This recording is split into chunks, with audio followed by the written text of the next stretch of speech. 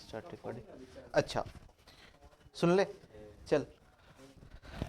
इससे पहले जब अपन लोग लेक्चर जब देख रहे थे ना, इससे पहले हमारे ये चैप्टर कौन सा था, moving coil and moving charges and magnetism, ठीक है। या जो इसका लास्ट लेक्चर होगा, इसमें दो ही डिवाइस पढ़ना होता है, ठीक है। एक डिवाइस है मेरा, एक कौन, ओए आशीष रख दे। इसमें दो टाइप का मेरे को डिवाइस पढ़ना होता है, ठीक है। एक डिवाइस तुमने ऑलरेडी पढ़ लिया है, जो क्या है मेरा साइक्लोट्रॉन, ठीक है।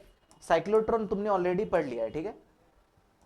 अब अपन को एक लास्ट जो इसका जो एक डिवाइस, थोड़ा उधर जाता हुए, तू इतना ठंड लग रहा है, इतना पास पास बैठा हो दोनों लड़की की तरह, ठीक है। साइक्लोट्रॉन, साइक्लोट्रॉन और दूसरा मेरे पास जो डिवाइस है उसको कहते हैं मूविंग कॉइल गैल्वेनोमीटर, ठीक है। तुम्हें पता है गैल्वेनोमीटर होता क्या है पहले? गैल्वेनोमीटर, ये गैल्वेनोमीटर क्या होता है? यस, गैल्वेनोमीटर करंट इलेक्ट्रिसिटी में भी है। गैल्वेनोमीटर किसके लिए यूज किया जाता है? करंट मापने के लिए नहीं, टू डिटेक्ट करंट, ठीक है। गैल्वेनोमीटर का मेरा काम क्या होता है? अरे इसको तो अभी तो सेट किया। गैल्वेनोमीटर यूज किया जाता है टू डिटेक्ट करंट। इधर देख ले, छोटा सा लेक्चर है ये, छोटा, लेकिन ये 2 घंटे का था लेक्चर ये, ठीक है। गैल्वेनोमीटर एक डिवाइस है जिसका यूज क्या किया जाता है? टू डिटेक्ट करंट, ठीक है। करंट को मेजर किससे करते हैं? एम मीटर से। वोल्टेज को किससे मेजर करते हैं? वोल्ट मीटर से, ठीक है। गैल्वेनोमीटर एक ऐसा डिवाइस होता है, बस ये इतना बता देगा कि तुम्हारे सिस्टम में तुमने जो सेटअप लिया हुआ उसमें करंट है या करंट नहीं है, ठीक है। बस इसका काम इतना ही होता है कि ये डिटेक्ट करता है कि उस पर करंट है या करंट नहीं है, ठीक है। बस ये इतना बताएगा कि उस पर करंट नहीं है, ठीक है। और ये बहुत स्मॉल करंट डिटेक्ट करता है, ठीक है। स्मॉल करंट बोलने का मतलब क्या? माइक्रो एम्पियर में करंट डिटेक्ट करेगा या मिली एम्पियर में करंट डिटेक्ट करेगा। उससे ज्यादा अगर तुम इसको करंट दोगे ना तो ये जल जाएगा, ठीक है, जल जाता है इसका सिस्टम। अच्छा सर, आपने इस टॉपिक को टॉर्क के बाद ही क्यों लिया? क्योंकि इसका जो प्रिंसिपल होता है वो टॉर्क पे ही बेस्ड करता है, ठीक है। अगर तुमने कल का लेक्चर देखा है तो टॉर्क क्या होता है इसके केस में? एम क्रॉस बी, ठीक है। M vector cross B vector, ठीक है। ये जो घूमता है ना, तुमने अगर गैल्वेनोमीटर देखा होगा ना, तो गैल्वेनोमीटर में एक ऐसा टाइप का डिवाइस होता है, यहाँ पे एक मेरा कांटा ऐसा लगा होता है, ठीक है, ठीक है। और यहाँ पे मेरा एक 2 टर्मिनल रहता है। जैसे ही तुम दोनों टर्मिनल को, एक पॉजिटिव टर्मिनल नेगेटिव टर्मिनल को इस पर टच करते हो, ये पूरा मोशन देता है, ठीक है। ये पूरा रीडिंग देता है कि भाई हाँ इसमें करंट डिटेक्ट हुआ, तो ये देता है, ठीक है। या तो पॉजिटिव करंट इस तरफ देता है या नेगेटिव करंट इस तरफ देता है। पॉजिटिव नेगेटिव मतलब कि डायरेक्शन भी बता देता है, ठीक है, कि इधर से करंट उधर जा रहा है कि उधर से करंट इधर आ रहा है, ठीक है। अच्छा, अब मैं तुमको बोलूं कि मूविंग कॉइल गैल्वेनोमीटर वर्क किस पे करता है? प्रिंसिपल पे। तो मैंने तुम्हें बता दिया कि वो टॉर्क वाले प्रिंसिपल पे वर्क करता है। अच्छा, एक कल का लेक्चर का रिवाइज कर लेते हैं। टॉर्क मेरा मिनिमम कहाँ पे होता है? टॉर्क मिनिमम मेरा 0 पे होता है, ठीक है। मतलब कि साइन 0 एंड साइन 180। वहां पे भी मेरा 2 टाइप का इक्विलिब्रियम बनता है, एक स्टेबल इक्विलिब्रियम और एक अनस्टेबल इक्विलिब्रियम। स्टेबल इक्विलिब्रियम मेरा कितना मतलब बनता है 0 डिग्री पे, और अनस्टेबल मेरा बनता है 180 डिग्री पे, है ना। टॉर्क का मैक्सिमम वैल्यू कितना होता है? एम बी, है ना, एम बी इसका मैक्सिमम वैल्यू होता है, M B. Same electric field में कितना होता है? पीई। जैसे कि इलेक्ट्रिक डायपोल मोमेंट को तुम पी से डिनोट करते हो ना, मैग्नेटिक डायपोल मोमेंट को तुम एम से डिनोट करते हो, है ना। अच्छा, कोई अगर पूछेगा कि ये गैल्वेनोमीटर किस प्रिंसिपल पे वर्क करता है, मूविंग कॉइल गैल्वेनोमीटर किस प्रिंसिपल पे वर्क करता है, लिखना मूविंग कॉइल गैल्वेनोमीटर। ये किस प्रिंसिपल पे वर्क करता है? प्रिंसिपल, इसका जो प्रिंसिपल होता है उसको कहते हैं torque on A current carrying coil. Torque on a current carrying coil placed in a magnetic field.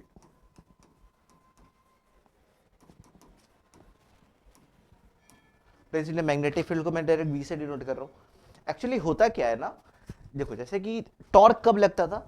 Torque लगता था कि हमारे पास एक मैग्नेटिक फील्ड होता था, मान ले कि मैग्नेटिक फील्ड यहाँ पे अंदर की तरफ है ना, मैग्नेटिक फील्ड यहाँ पे अंदर की तरफ है, इसके बीच में हम क्या करते थे, कॉइल को रखते थे, ठीक है, उस कॉइल पे कोई करंट आई फ्लो होता था, ठीक है।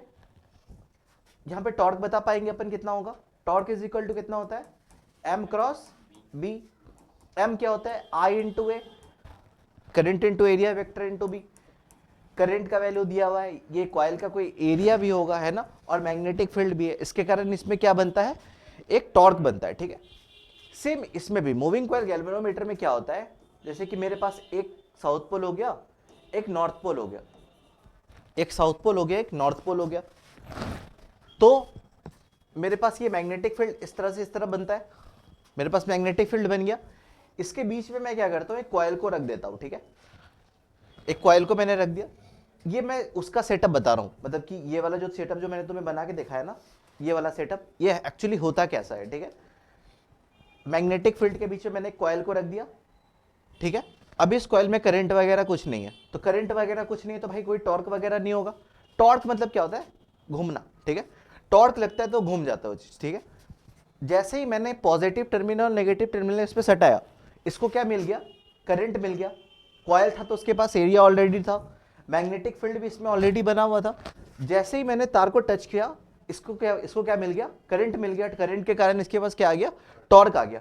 जैसे इसके पास टॉर्क आया तो ये घूमेगा, और इसमें लगी होती है एक सुई, ठीक है, और ये सुई बता देती है मेरे को रीडिंग, ठीक है। एक्चुअली इसमें होता यही है, एक्चुअली ये इसमें कोई सुई वगैरह नहीं लगी होती है, एक्चुअली इसमें लगा होता है एक लेजर लाइट, एक लेजर होता है, और एक मेरे पास मिरर लगा होता है, ठीक है। जैसे ही तुम मिरर की तरफ लेजर को मारोगे तो रिफ्लेक्ट करेगा लाइट को, ठीक है। इसके ऊपर में ना एक मिरर लगा होता है, ठीक है, और इधर से एक लाइट प्रोजेक्ट होती है, ठीक है। तो जैसे ही वो मिरर टर्न करेगा तो जैसे उसका रिफ्लेक्शन बनेगा। ऐसे नॉर्मल के लिए समझ लो यहाँ पे एक सुई होती है, बट एक्चुअली जब इसके अंदर में जब तुम सेटअप देखोगे ना, तो इसके अंदर में एक मिरर होता है, ठीक है। तो मुझे रेड रेड कलर का तुम देखोगे, एक किसी किसी में सुई होता है एक्चुअली, बट किसी किसी में तुम्हें रेड टाइप का दिखेगा, ठीक है। एक्चुअली लेजर होता है, ठीक है। तो लेजर लगा होता है, और जैसे ही उसमें जैसे कि मिरर घूमा तो light, angle of incidence, angle of reflection, तो तुम्हारे जो एंगल ऑफ इंसिडेंस है वो भी घूमेगा, तो तुम्हें एक मिलता है, मतलब कि तुम्हें एक रीडिंग मिलती है, ठीक है। समझ गया एक्चुअली इसमें होता क्या है, ठीक है। तुम्हें ये पता चल गया कि ये किस प्रिंसिपल पे वर्क करता है, torque on A current carrying loop placed in a magnetic field, ठीक है। अच्छा,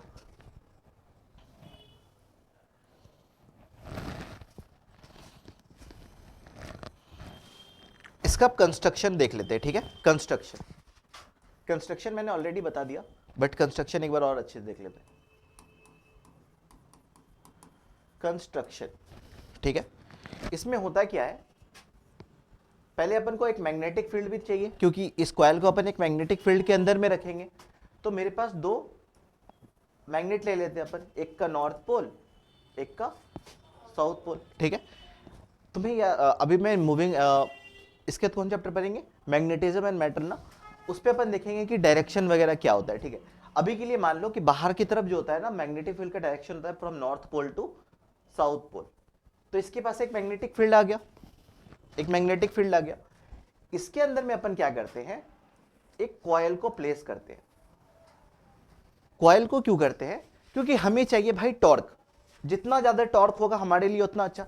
और टॉर्क के लिए हमें क्या क्या चाहिए, एम क्रॉस बी, ठीक है। और एम क्या होता है, I into area vector into B. अगर इसमें नंबर ऑफ टर्न्स भी हो जाए तो ये तो और मजा हो जाएगा, जैसे ही नंबर ऑफ टर्न्स बढ़ेंगे तो मेरा टॉर्क भी बढ़ेगा, है ना।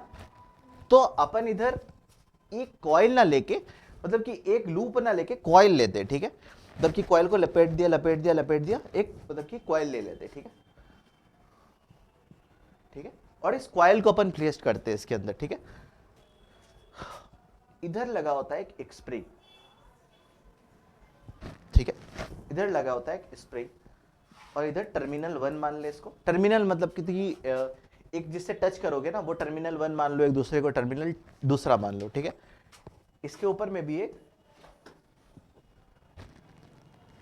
सस्पेंशन वायर लगा होता है, ये एक वायर है, ठीक है, सस्पेंशन वायर है, और इधर से ये कनेक्टेड होता है टर्मिनल 2 से। टर्मिनल 2 मतलब कि तुम जहां पे बैटरी को, मतलब कि बैटरी या करंट लाइव वायर और न्यूट्रल वायर को जहां पे तुम टच करते हो, ठीक है। ये एक वायर लगा होता है, ये वायर बना होता है फॉस्फर ब्रॉन्ज का, ठीक है। किसका बना होता है? फॉस्फर ब्रॉन्ज का। What is this phosphor bronze? Phosphor bronze एक मटेरियल होता है जिसका टॉर्शनल कांस्टेंट बहुत कम होता है। टॉर्शनल कांस्टेंट कम मतलब कि क्या? टॉर्शनल कांस्टेंट मतलब कि क्या? तुम लोग देखो, तुम लोग ना कभी जैसे कि, ठीक है, ऊपर से मैंने एक रस्सी बांध दी, ठीक है, और मैं इसको घुमा रहा हूं घुमा रहा हूं घुमा रहा हूं, ठीक है, घुमा रहा हूं, घुमा दिया। फिर जब इसको छोड़ूंगा तो ऐसे ऐसे करके घूमेगा, है ना, ऐसे ऐसे करके ये घूमेगा, कहीं किया भी होगी बचपन में।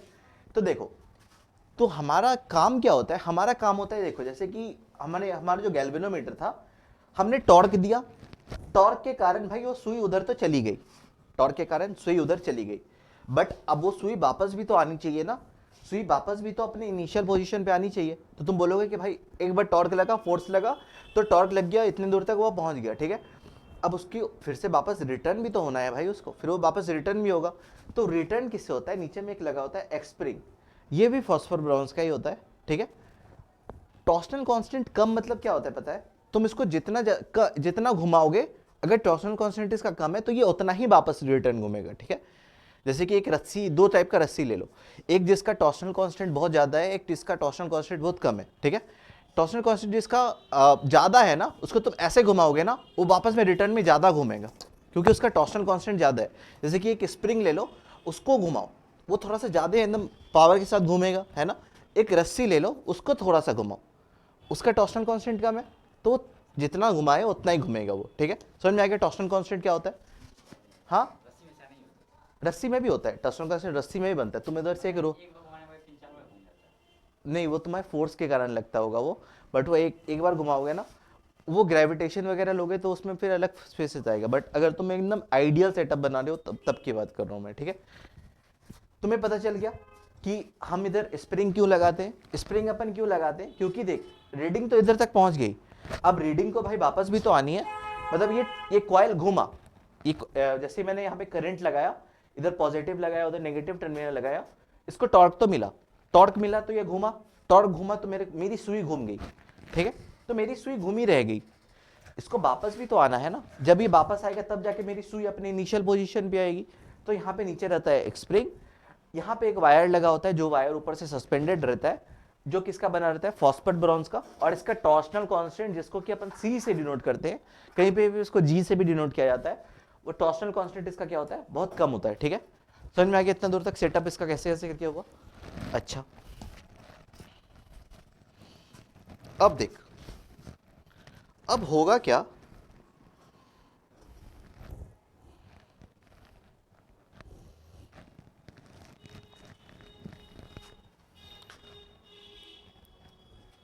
अब मैं बस दो सेटअप की बात करूंगा, ठीक है। जैसे कि मेरे मेरे टॉर्क का मेरा फॉर्मूला क्या होता है? M cross B, M cross B होता है। एम को अपन क्या लिखते हैं? I into A. अगर यहां पे तो मेरे पास एक कॉइल है ना, एक लूप नहीं है, एक कॉइल है, तो एन से भी मल्टीप्लाई करेंगे, है ना, क्योंकि number of turn, into B sine theta, ठीक है। नंबर ऑफ टर्न मेरे जितने ज्यादा होंगे तो मेरा टॉर्क उतना ज्यादा होगा, ठीक है। करंट जितना ज्यादा होगा उतना ज्यादा मेरे पास टॉर्क होगा, जितना ज्यादा करंट देंगे उतना ज्यादा डिफ्लेक्शन, उतना ज्यादा टॉर्क। एरिया ज्यादा होगा तो ये मेरा एरिया है, बी मेरा मैग्नेटिक फील्ड है,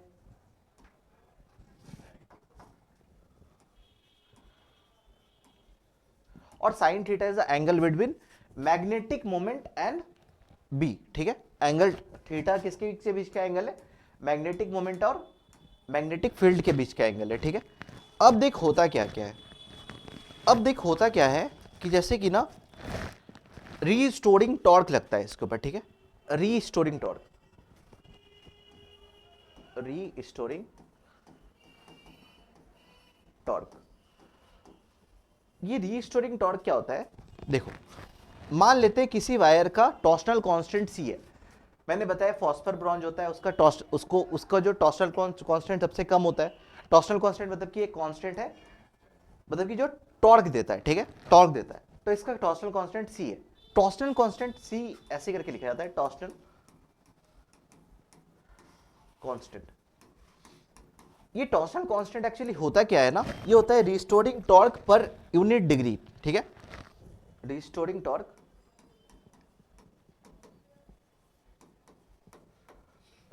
torque develop per unit degree twist.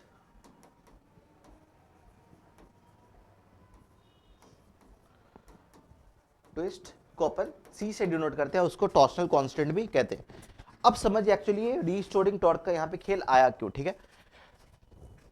तुमने करंट दिया, करंट के कारण कॉइल पे लगा टॉर्क और कॉइल घूमा, इतना तक हुआ, कॉइल घूमा। अब तुमको चाहिए भाई क्या कि कॉइल वापस रिटर्न भी है, ठीक है।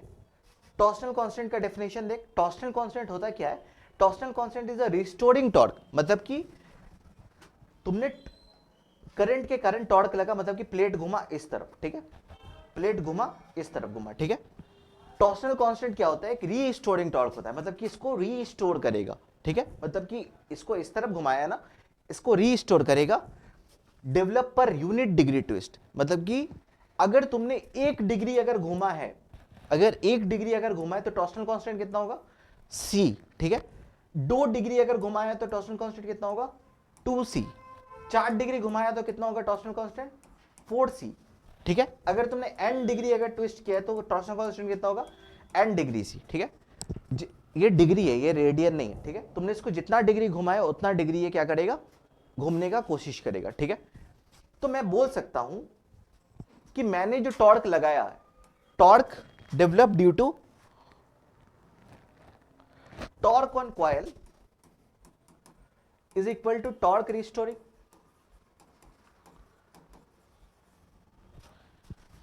मैंने बताया ना, जैसे कि मैंने कॉइल को घुमाया, कॉइल में जैसे करंट दिया तो कॉइल घुमा, उसको एक टॉर्क लगा, तो वो वाला टॉर्क ड्यू टू कॉइल हो गया, ठीक है। अब उसको घुमाने वाला फोर्स अगर उसके बराबर हो जाएगा तो भाई वो बराबर हो जाएगा दोनों साइड से, ठीक है।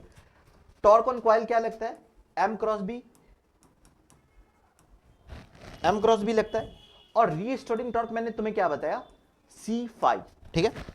अगर मैं थीटा डिग्री अगर रोटेट कर रहा हूं तो वो थीटा c होगा उसका टॉर्सनल कांस्टेंट, ठीक है। m क्रॉस बी को तुम क्या लिख सकते हो, NIAB साइन थीटा भी लिख सकते हो, मैं डायरेक्ट लिख रहा हूं NIAB sine theta is equal to c5, ठीक है। तो मेरा करंट किसके बराबर आ गया, c5 divided by NAB sine theta. हम चाहते हैं कि हम जितना ज्यादा करंट दें, ठीक है, उतना ज्यादा टॉर्सनल कांस्टेंट, मतलब कि उतना डिग्री ये घूमे,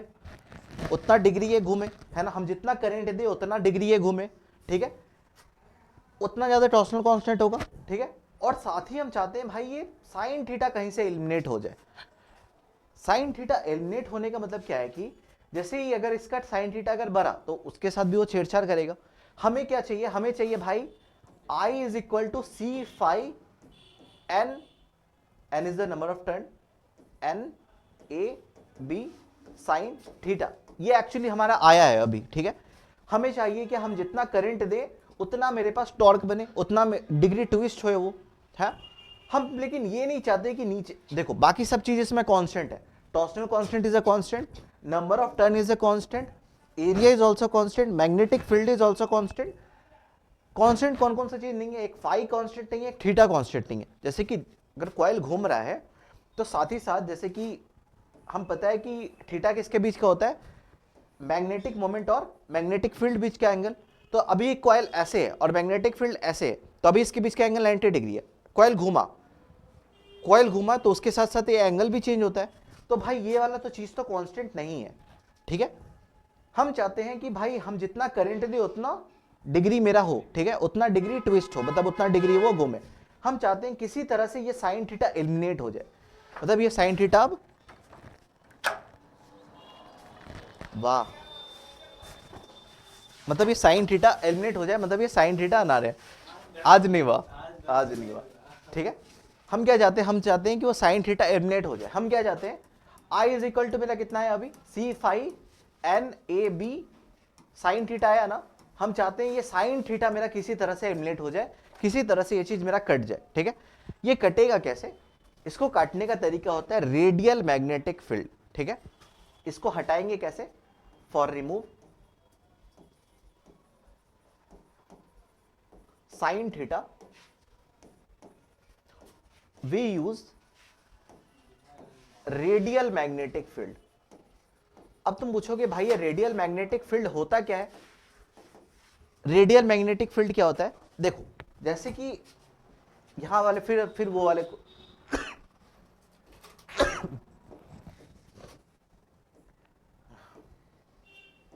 हाँ, जैसे कि अपन बार मैग्नेट ले रहे थे ना, अब अपन बार मैग्नेट ले लेंगे, अब अपन लेंगे सिलेंड्रिकल मैग्नेट। बार मैग्नेट क्या कर रहा था, बार मैग्नेट ना एक हमें मैग्नेटिक फील्ड दे तो रहा था, बट अपन को कैसा मैग्नेटिक फील्ड चाहिए, रेडियल मैग्नेटिक फील्ड चाहिए, ठीक है। बार मैग्नेट अपन को कैसा मैग्नेटिक फील्ड दे रहा था, वो बार बार उसका वैल्यू चेंज हो रहा था। रेडियल मैग्नेटिक फील्ड क्या होता है, दो ढीला वाला कॉपी देना यार, एक और ये दे देना, एक दे दो, ठीक है। बार मैग्नेट मान ले ऐसा वाला मैग्नेट है, ठीक है, मोटा मोटा, और हमें चाहिए सिलेंड्रिकल मैग्नेट। सिलेंड्रिकल मैग्नेट होता है ऐसा वाला मैग्नेट, ठीक है, समझ में आ गया। एक सिलेंडर को तुमने काट दिया है और इस टाइप का मैग्नेट है वो कुछ, ठीक है, कैसा है, इस टाइप का मैग्नेट है, ठीक है।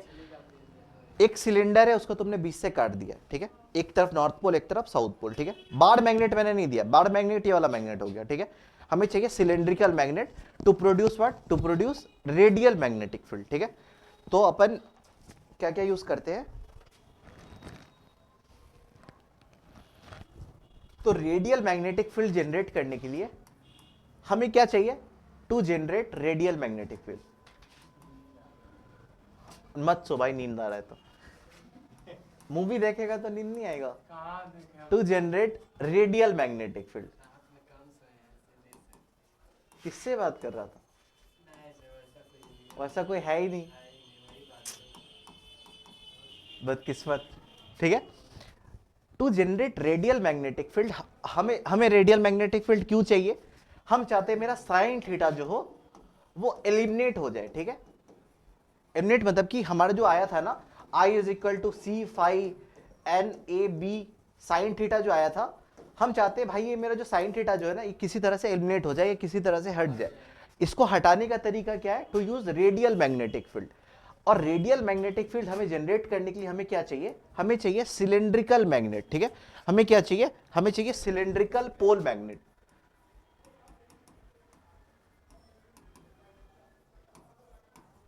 पोल मैग्नेट, सिलेंड्रिकल पोल मैग्नेट तुम लोग समझ गए कैसा हो, सिलेंड्रिकल पोल मैग्नेट इस टाइप। इसको कनकेव मैग्नेट भी कहते हैं, ठीक है, इसको कनकेव मैग्नेट भी कहते हैं। और दूसरा अपन यूज करते हैं सॉफ्ट आयरन कोर, ठीक है, soft iron core. Soft iron core कहां पे यूज करेंगे, सॉफ्ट आयरन कोर एक्चुअली बना होता है फेरोमैग्नेटिक मटेरियल का। अब तुम लोग बोलोगे फेरोमैग्नेटिक क्या होता है, इसका जो नेक्स्ट चैप्टर जो है ना, उसका नाम है मैग्नेटिज्म एंड मैटर। वहां पे हम लोग पढ़ेंगे डायामैग्नेटिक क्या होता है, पैरामैग्नेटिक क्या होता है, और फेरोमैग्नेटिक क्या सब्सटेंस क्या होता है। बिल्कुल थ्योरेटिकल टॉपिक है। अभी ये नहीं समझ ले, फेरोमैग्नेटिक मटेरियल ऐसा मटेरियल होता है ना कि अगर मान ले कि इधर से इधर मेरा मैग्नेटिक फील्ड जा रहा है, ठीक है, तुमने इसके बीच में क्या किया, तुमने एक फेरोमैग्नेटिक मटेरियल इसके बीच में डाल दिया, इस मैग्नेटिक फील्ड के अंदर में डाल दिया। क्या होगा, फेरोमैग्नेटिक मटेरियल जितना भी मैग्नेटिक फील्ड है ना अपने अंदर से पास करने लगेगा। फेरोमैग्नेटिक सब्सटेंस क्या होगा, सारे मैग्नेटिक फील्ड को अपने अंदर ले लेने की कोशिश करेगा। समझ में आ गया। सॉफ्ट आयरन कोर का बना होता है वो, उसी को कहते हैं अपन फेरोमैग्नेटिक मटेरियल। इसको अपन यूज कहां पे करेंगे, देखो जो हमने जो कॉइल लिया था ना दो मैग्नेट के बीच के अंदर, एक तरफ मेरा था नॉर्थ पोल, एक तरफ था मेरा साउथ पोल, इसके बीच में हमने एक कॉइल लिया था। इस कॉइल को ही अपन वुंड करेंगे फेरोमैग्नेटिक मटेरियल के ऊपर। जैसे कि एक फेरोमैग्नेटिक मटेरियल ये हो गया, हमने कॉइल को वुंड कर दिया, कॉइल को मैंने इसके अंदर वुंड कर दिया, ठीक है। समझ में आ गया कैसे कैसे रेडियल मैग्नेटिक फील्ड बनाएंगे। एक्चुअली रेडियल मैग्नेटिक फील्ड बनेगा कैसे, अब हमें चाहिए क्या,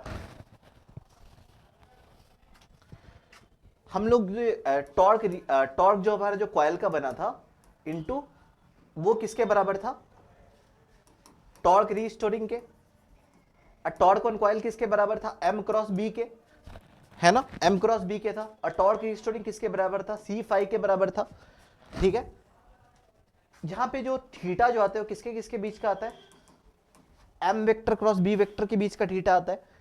रेडियल मैग्नेटिक फील्ड क्या करता है ना, जैसे कि मेरा ये कनकेव वाला मैग्नेट हो गया, बीच में हमने एक सॉफ्ट आयरन कोर ले लिया, उसके अंदर में वायर को ऐसे ऐसे करके लपेट दिया। ठीक है, वायर को लपेट दिया, उससे क्या होता है, जो मेरा मैग्नेटिक मोमेंट और मैग्नेटिक फील्ड का जो डायरेक्शन होता है ना, तो साइन थीटा 90 डिग्री के बराबर आ जाता है। साइन थीटा किसके बराबर आ जाता है, 90 डिग्री के बराबर आ जाता है।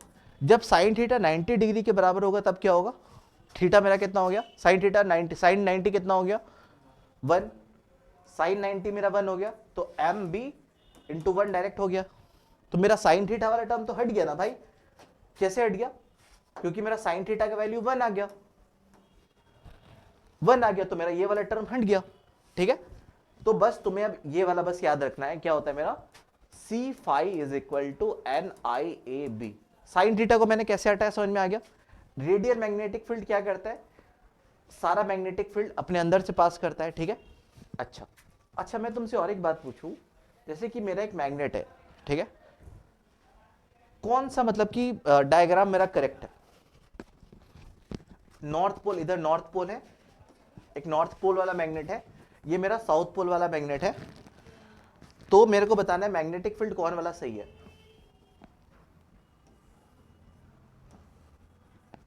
ये वाला सही है या मेरा ये वाला सही है, नॉर्थ पोल साउथ पोल।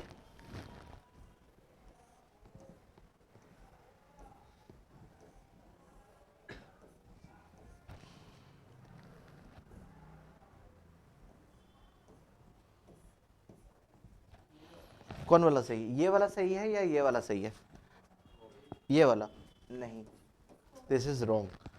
क्यों, क्योंकि two magnetic field line never intersect each other.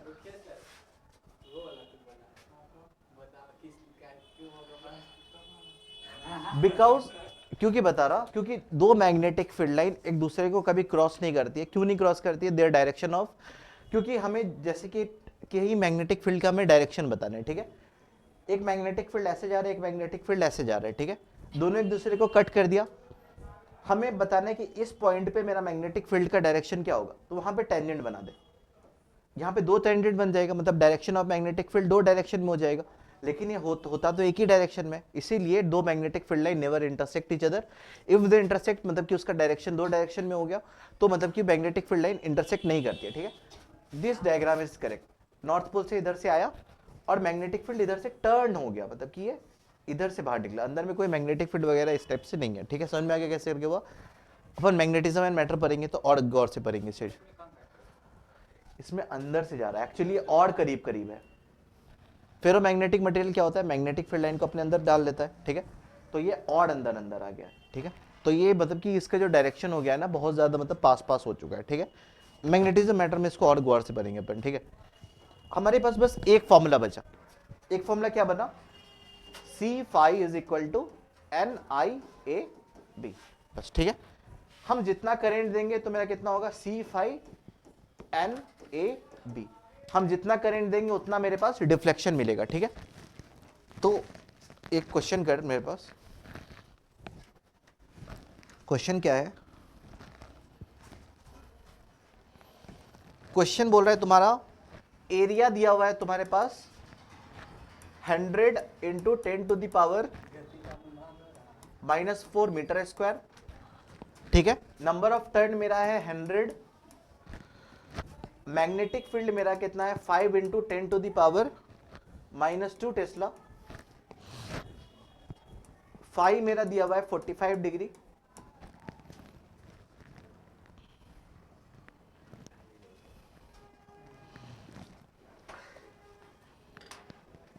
और टॉर्शनल कांस्टेंट जो है, टॉर्शनल कांस्टेंट एक कांस्टेंट है, उसका वैल्यू मैंने को दिया है 10 टू पावर -8।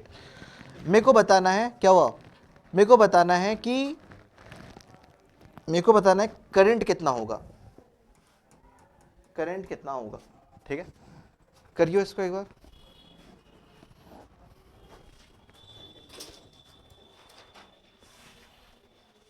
फॉर्मूला क्या लिखे थे sir? C5 is equal to NIAB। हाँ नीचे वाला तुझे फॉर्मूला याद नहीं तो तू वो वाला फॉर्मूला पे जाना, torque on the coil is equal to restoring torque. मेरे से पूछ रहा है जब ये कॉइल जब इक्विलिब्रियम पे, जब बता दे रहा क्वेश्चन, जब ये कॉइल जब इक्विलिब्रियम पोजीशन पे जब आया, इक्विलिब्रियम पोजीशन मतलब कि net force is equal to 0, ये कॉइल इक्विलिब्रियम पोजीशन पे आया, उस टाइम करंट क्या होगा, मतलब कि एक कॉइल इसको करंट दिया तो ये घुमा ऐसा रहा है और इसमें रीस्टोरिंग टॉर्क ऐसा लग रहा है। रीस्टोरिंग टॉर्क इसको इक्विलिब्रियम पे कब कर रहा है, जब मेरा फाई कितना है 45 डिग्री है, ठीक है। उस टाइम मेरा करंट कितना होगा, मतलब कि रीस्टोरिंग टॉर्क मेरा इक्विलिब्रियम पे है।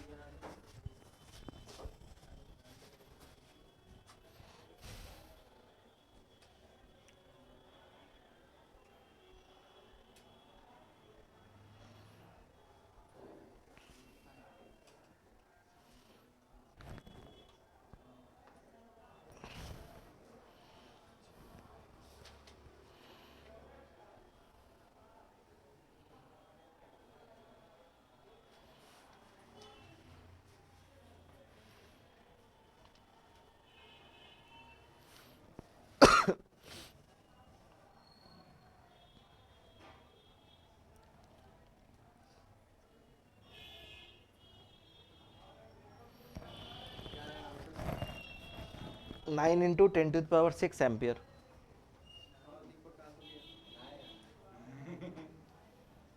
दीपक का कैलकुलेशन बेकार है, मैंने देखा है, मैंने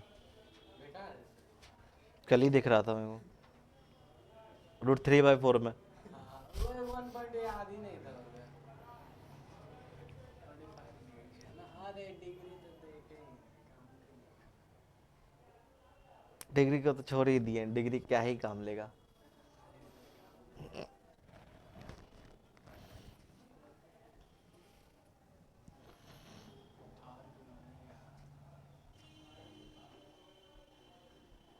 मैं करूं, कर दूं,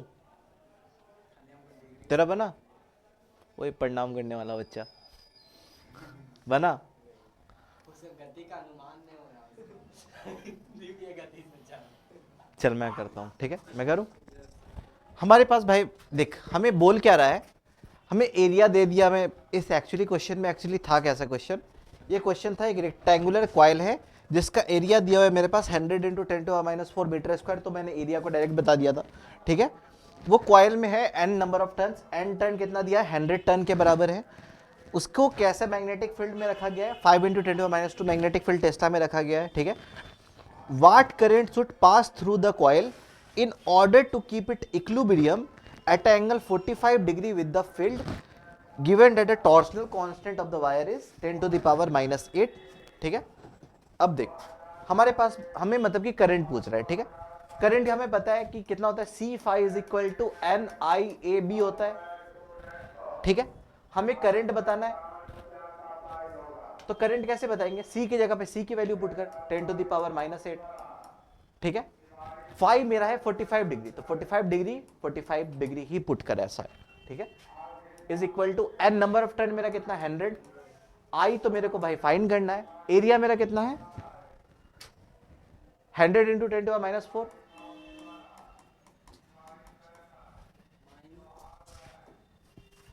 हाँ माइनस छोड़ दिया ना,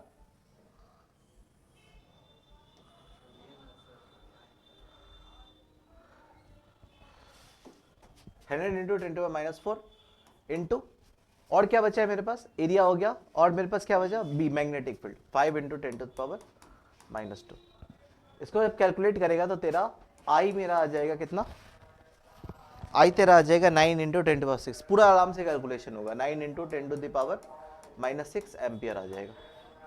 अब तुम लोग बोलोगे कि भाई तुमने यहाँ पे डिग्री को डायरेक्ट डिग्री पे पुट कर दिया है, साइन थीटा नहीं लेंगे, कॉस थीटा नहीं लेंगे, तो कुछ नहीं ले रहा, 45 को काट दिया सही। टॉर्सनल कांस्टेंट का वैल्यू होता है न्यूटन मीटर पर डिग्री, ठीक है। न्यूटन मीटर पर डिग्री इसका यूनिट होता है, ठीक है। हमने जब C5 जब करा ना, तो न्यूटन मीटर पर डिग्री और थीटा भी ये डिग्री में ही है, ये वाला फाई भी मेरा डिग्री में ही है, तो ये वाला डिग्री और ये वाला डिग्री मेरा कट गया, ठीक है। इसका यूनिट होता है न्यूटन मीटर पर डिग्री, ठीक है। कैसे पता चल गया कि फाई को कैसे में रखना है, फाई को डिग्री में ही रखना, रेडियन में नहीं रखना, ऐसा ना हो जाए तो उसको फिर रेडियन में रख दे, पाई वगैरह कर दे। एक और क्वेश्चन करेगा, 10 to the power 9 into 10 to the power 2। देखिए यहाँ भी आ गया वही, लेकिन 45 पे का नहीं पता चला था हमको, लगा डिग्री लेना। चल कर ही देता हूँ, चल 10 to the power C5 मेरे को बताइए, C5 is equal to NIAB, C कितना है 10 to the power उतना ही है और कुछ नहीं है ना, इंटू 45, N कितना है 200,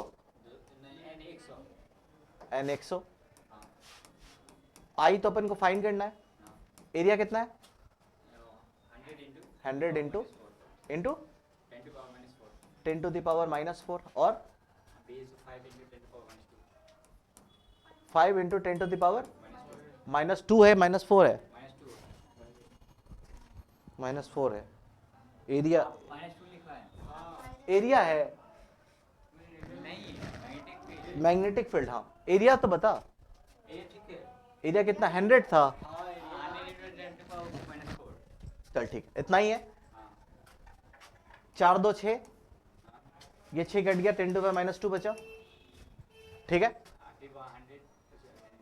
ऐसे नहीं होगा, इसको 1/100 देख सकते हैं, इंटू 45 इज इक्वल टू, ये कितना हो गया 10 to the power 4 इंटू 5, 5 9 जा 45, ठीक है, 5 9 जा 45 इंटू करंट I, तो 9, ये वाला करंट फिर नीचे आ जाएगा, 100 into 10 to the power 4 is equal to I, तो 9 इंटू 10 to the power 6 7 हो गया भाई, सर 8 कट किए 4 2 6 2 बच गए, 10 to the -2। हाँ 100 से उसको नहीं कट कर सकते हैं। अबे वो -2 है, वो 100 है, ये 10 to the power +2 है, और वो 10 to the -2 है। दीपक यार समझ में आ गया, हो गया। चलो एक और क्वेश्चन करते हैं, तेरा क्लियर हो जाएगा, ठीक है। एक और क्वेश्चन करते हैं, एन मेरा क्यों दिया हुआ है 50 टन, ठीक है। एरिया मेरा दिया हुआ है, थोड़ा सा कैलकुलेशन इजी वाला दे रहा हूँ, 6 मीटर स्क्वायर, ठीक है। मैग्नेटिक फील्ड मेरा है 10 to the power -2 tesla. C मेरा तो दिया हुआ है, torsional constant is a constant, और टॉर्सनल कांस्टेंट का मैंने तुझे वैल्यू कितना बताया, कितना होता है न्यूटन मीटर पर डिग्री होता है, ठीक है, ठीक है। करंट मेरा दिया हुआ है 10 to the power -7 एम्पियर। मेरे से अब पूछ रहा है फाई कितना होगा, कोशिश करियो इसको। पानी नहीं लाया हो, कल का है, पी गया, चला पी लेता हूँ, लाया था क्या आज,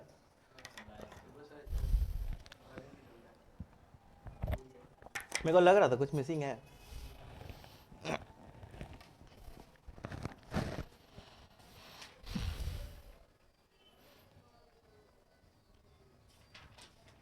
हारमोनियम बजा रहा ना कोई, हारमोनियम बजा रहा कोई, अब्बा हारमोनियम बजाते थे।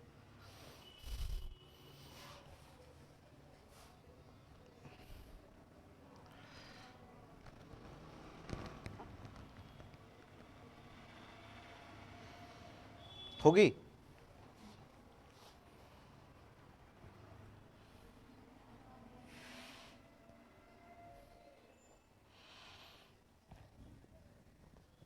करूं,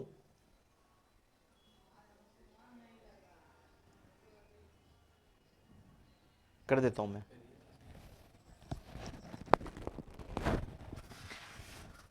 हमें फाई बताना है हमें पता है torque on coil is equal to torque restoring, है ना। टॉर्क ऑन कॉइल किसके बराबर होता है, NIAB के बराबर, इज इक्वल टू C5 होता है। हमें फाई बताना है, नंबर ऑफ टर्न मेरा कितना दिया है 50, करंट मेरा कितना दिया हुआ है 10 to the power -7, ठीक है। एरिया मेरा कितना दिया हुआ है 6 मीटर स्क्वायर, 6। मैग्नेटिक फील्ड मेरा कितना है 10 to the power -2 टेस्ला, ठीक है। सी मेरा कितना दिया हुआ है, सी मेरा कितना दिया हुआ है 10 to the power -8, और कितना, और 5 मेरे को बताना है। ठीक है, 5 6 है 30, 300 इंटू 10 टू द पावर -9, नीचे में आएगा 10 to the power -8 is equal to 5, 10 to the power -8 ऊपर चला गया तो 300 इंटू 10 टू द पावर -1, ये -1 अंदर चला गया तो 5 में आ गया 30 डिग्री। हो गया? कैसे हो, समझ में आया? कैलकुलेशन कर दीपक तू, ठीक है थोड़ा, वाह उसके आगे छोड़ दिए। अच्छा, अब गैल्वेनोमीटर में ना दो टाइप का सेंसिटिविटी होता है, ठीक है, तेरा तुझे समझ में आ रहा? पक्का? ठीक है, थोड़ा समझ गया। अच्छा, गैल्वेनोमीटर में जो मैंने बोला ना, गैल्वेनोमीटर में दो टाइप का सेंसिटिविटी होता है। सेंसिटिविटी बोलने का मतलब क्या है कि अगर मैं तुम्हें भी बोलूं कि यू आर, जैसे कि बोलते हैं ना कि लड़कियां काफी सेंसिटिव होती है, मतलब कि थोड़े से बातों पे भी ज्यादा रिएक्ट करना, है ना, सेंसिटिविटी उसको ही कहते हैं ना। अबे उतना मत, और तू भी तो सेंसिटिव ही है, ठीक है। जैसे कि कोई कोई दोस्त होता है बहुत ज्यादा सेंसिटिव होता है, कम बातों पे बहुत जोर से हंसता है, कम बातों पे बहुत जोर से हंसता है, ठीक है, मतलब कि उतना उतना जोक वाला बात है भी नहीं, बट वो हंस इतना रहा है कि बहुत ज्यादा बड़ा बात हो गया, ठीक है। तो करंट सेंसिटिव, ठीक है, ठीक है, करंट सेंसिटिविटी बोलने का मतलब है क्या कि स्मॉल करंट पे ज्यादा, मतलब कि फाई, मतलब कि ज्यादा सेंसिटिव, मतलब गैल्वेनोमीटर सेंसिटिव होने का मतलब कि क्या, मैं उसका थोड़ा सा भी करंट दे रहा हूं ना तो उसका जो मेरा नीडल जो है वो इतना ज्यादा डिफ्लेक्शन दे रहा है, उतना ज्यादा फाई दे रहा है वो, ठीक है। तो ये मेरा करंट सेंसिटिविटी का फॉर्मूला होता है। करंट सेंसिटिविटी को तो डायरेक्ट CS से भी लिख सकता है, करंट सेंसिटिविटी।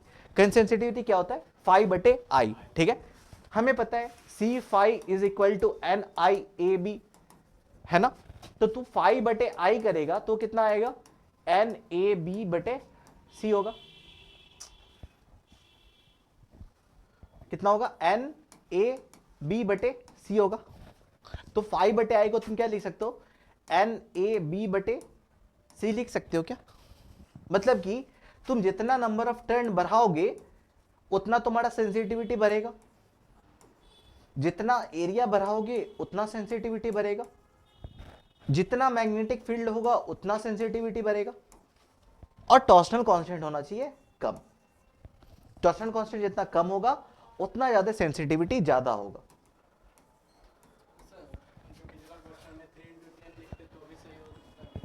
डिग्री बताना है ना, तो डिग्री को कभी 3 × 10⁻⁻⁷ ऐसे तरह से नहीं लिखते हैं, ठीक है। ये तो 30 डिग्री बताओगे, 3 × 10⁻⁻⁷ ऐसे 10 डिग्री, 3 × 10⁻10 बोला क्या तुमने? तो 3 × 10 10 बोला था ना भाई इसने, हाँ आशीष बोल रहा है, बोला था, ठीक है। तो 30 डिग्री डायरेक्ट तुम बोल सकते हो ऐसे, ठीक है। तुम्हें पता चल गया करंट सेंसिटिविटी क्या होता है। एक होता है मेरा वोल्टेज सेंसिटिविटी, ठीक है। करंट सेंसिटिविटी पता चल गया। गैल्वेनोमीटर से ना अपन करंट भी डिटेक्ट कर सकते हैं और वोल्टेज को मेजर भी कर सकते हैं। अच्छा, और क्वेश्चन एक दे देता हूं, ठीक है। करंट सेंसिटिविटी समझ में आ गया। करंट सेंसिटिविटी क्या होता है?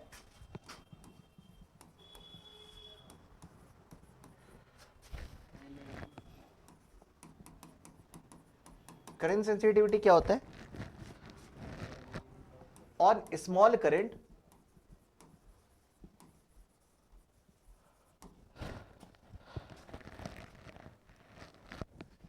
galvanometer produce large deflection।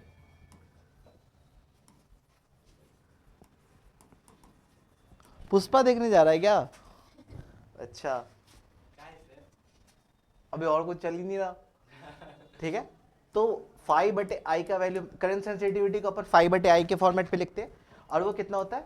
NAB/C,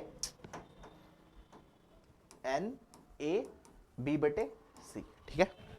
मतलब कि जितना ज्यादा n बढ़ेगा, नंबर ऑफ टर्न बढ़ेगा, करंट सेंसिटिविटी बढ़ेगा, जितना एरिया बढ़ेगा उतना सेंसिटिविटी बढ़ेगा, जितना मैग्नेटिक फील्ड बढ़ेगा उतना फाई बढ़ेगा, मतलब उतना सेंसिटिविटी बढ़ेगा, और हमारा टॉर्शनल कांस्टेंट क्या होना चाहिए? कम, ठीक है। एक होता है मेरे पास वोल्टेज सेंसिटिविटी, ठीक है। गैल्वेनोमीटर को अपन वोल्टेज मेजर करने के लिए भी यूज करते हैं, ठीक है। Galvanometer is used to measure voltage. तुम लोग करंट इलेक्ट्रिसिटी चैप्टर में पढ़े होगे कि how to convert galvanometer to ammeter और गैल्वेनोमीटर टू वोल्ट मीटर, पढ़े थे? पक्का नहीं पढ़ते? ठीक है, तो गैल्वेनोमीटर को यूज किया जाता है वोल्ट मीटर, वोल्टेज मेजर करने के लिए भी। V इज इक्वल टू कितना होता है? IR होता है ना, V is equal to IR होता है। करंट तो भाई तुम्हें पता चल जाता है गैल्वेनोमीटर से, और बस उसको एक रेडियस, एक मतलब कि एक रेडियस नहीं, एक रेसिस्टेंट के अक्रॉस अगर लगा दोगे ना उस करंट को, तो मेरा वोल्टेज बता देता है। ठीक है, तो वोल्टेज सेंसिटिविटी भी होता है गैल्वेनोमीटर में। गैल्वेनोमीटर वोल्टेज सेंसिटिविटी भी होता है। वोल्टेज सेंसिटिविटी बोलने का मतलब कि क्या? फाई बटे वी। वोल्टेज सेंसिटिविटी बोलने का मतलब क्या है कि फाई बटे वी। हमें पता है V इज इक्वल टू कितना होता है? IR होता है। V is equal to IR होता है, और हमें पता है C phi is equal to NIAB होता है। तो I की जगह पे तुम क्या लिख सकते हो? C फाई बटे NAB लिख सकते हो। C फाई बटे NAB लिख सकते हो करंट की जगह पे। ठीक है, C फाई बटे NAB इंटू R लिख सकते हैं अपन वोल्टेज की जगह पे। अब वोल्टेज को उधर पुट कर, फाई की जगह पे फाई, वोल्टेज के बराबर पे C phi R NAB। Phi से फाई मर गया, तो NAB बटे CR। ठीक है, NAB बटे C। हाँ गलती कर दिया, थोड़ा सा 10 मिनट। ठीक है, तो वोल्टेज सेंसिटिविटी कितना होता है? NAB बटे CR। तो देख, वोल्टेज सेंसिटिविटी अपन को बढ़ाना है। ठीक है, तो नंबर ऑफ टर्न अपन बढ़ाएंगे तो क्या मेरा वोल्टेज सेंसिटिविटी बढ़ेगा? ये बता मेरे को। नहीं बढ़ेगा, क्योंकि अगर जैसे मैंने नंबर ऑफ टर्न बढ़ाए ना, तो मेरा रेसिस्टेंट बढ़ गया। हमें पता है resistant is equal to rho L by A होता है ना। जैसे ही अपन ने नंबर ऑफ टर्न बढ़ाए, मतलब कि नंबर ऑफ टर्न का कॉइल बढ़ाया, और हमें पता है वोल्टेज सेंसिटिविटी इनवर्सली प्रोपोर्शनल है भाई रेसिस्टेंट के। ठीक है, जैसे ही मैंने नंबर ऑफ टर्न बढ़ाया तो मेरा रेसिस्टेंट क्या हो गया? बढ़ गया। हम नंबर ऑफ टर्न भी बढ़ा, साथ में रेसिस्टेंट भी बढ़ गया, बट ओवरऑल क्या हो गया मेरा? ये कम हो गया। तो रेसिस्टेंट का नंबर ऑफ टर्न बढ़ाने पे नहीं होता है। ठीक है, नंबर ऑफ टर्न जितना कम रहेगा वोल्टेज सेंसिटिविटी उतना ज्यादा। बाकी सब चीजों पे ये डायरेक्टली डिपेंड करता है। एरिया पे डायरेक्टली करेगा, मैग्नेटिक फील्ड पे डायरेक्टली करेगा, टॉर्शनल कांस्टेंट पे डायरेक्टली करेगा। ठीक है, बस इन दोनों का ध्यान रखना है। ठीक है, एक बस क्वेश्चन कर लेते हैं, वो क्या है?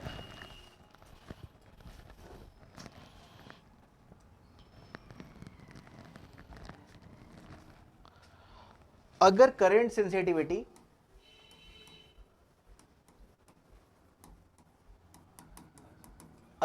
सेंसिटिविटी मेरा 20% इंक्रीज हुआ है, 20% इंक्रीज हुआ है, और रेसिस्टेंट जो है मेरा वो मेरा 1.5 टाइम्स इंक्रीज हुआ है,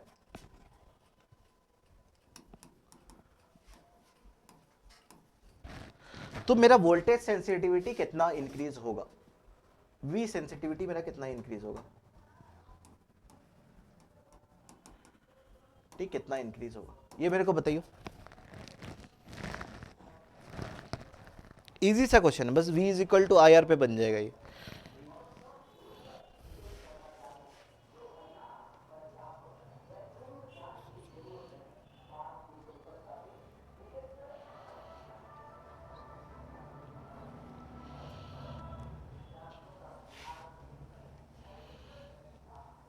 वोल्टेज सेंसिटिविटी इंक्रीज होगा या वोल्टेज सेंसिटिविटी मेरा डिक्रीज होगा?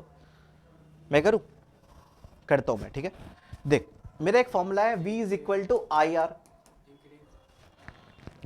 ठीक है, V is equal to IR मेरा एक फॉर्मूला है। तो फिर मैं क्या लिख सकता हूं? तो मेरा अगर मैंने वोल्टेज सेंसिटिविटी अगर मैंने बढ़ाया, अगर मैंने वोल्टेज सेंसिटिविटी, एक second,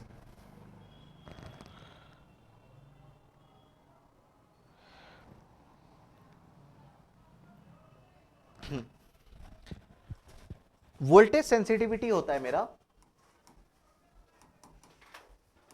current sensitivity versus R। ठीक है, वोल्टेज सेंसिटिविटी मेरा कितना होता है? करंट सेंसिटिविटी बटे R होता है। ठीक है, अच्छा इनिशियल वोल्टेज में देख लेता हूं। ठीक है, इनिशियल वोल्टेज मैं बोल रहा हूं कि बाद में जाके करंट मेरा कितना 20% इंक्रीज हो गया और मेरा रेसिस्टेंट कितना इंक्रीज हो गया 1.5 टाइम्स इंक्रीज हो गया, ठीक है।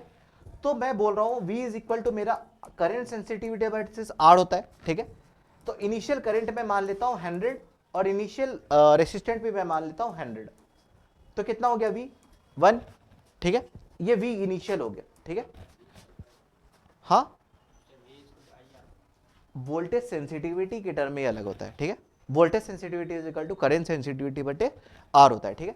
अब मैं बोल रहा हूं कि मैं वोल्टेज को अब मैं बढ़ा दे रहा हूं, ठीक है। वोल्टेज बढ़ाने, करंट बढ़ा दे रहा हूं। करंट मेरा कितना इंक्रीज हो गया 20% मेरा करंट इंक्रीज हो गया। करंट 20% इंक्रीज होने का मतलब कि 100 का वो कितना हो गया 120 हो गया। और मेरा मेरा रेसिस्टेंट कितना इंक्रीज हुआ है 1.5 टाइम्स इंक्रीज हुआ है, तो 1.5 इंटू 100 है ना, कितना हो गया ये 120 बटे 150 करोगे तो कितना आएगा ये 4 बटे 3 5, तो ये कितना हो जाएगा 0.8 हो जाएगा क्या, 0.8 हो गया। V फाइनल मेरा कितना आया 0.8। अब मेरे से पूछ रहे परसेंटेज चेंज क्या होगा।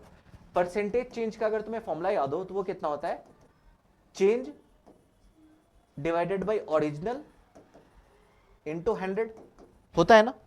चेंज यहां पे कितना हुआ है 1 से 0.8, तो चेंज कितने का हुआ है 0.2। इनिशियल कितना था, ओरिजिनल 1 था, इंटू 100 कितना हो गया ये 20% का मेरा वोल्टेज का चेंज हुआ। समझ में आ गया कैसे करके हुआ। तो यहाँ पे तेरा moving charges and magnetism chapter पूरा खत्म होता है, ठीक है। क्वेश्चन डिस्कस कर लेंगे कल अपन, ठीक है।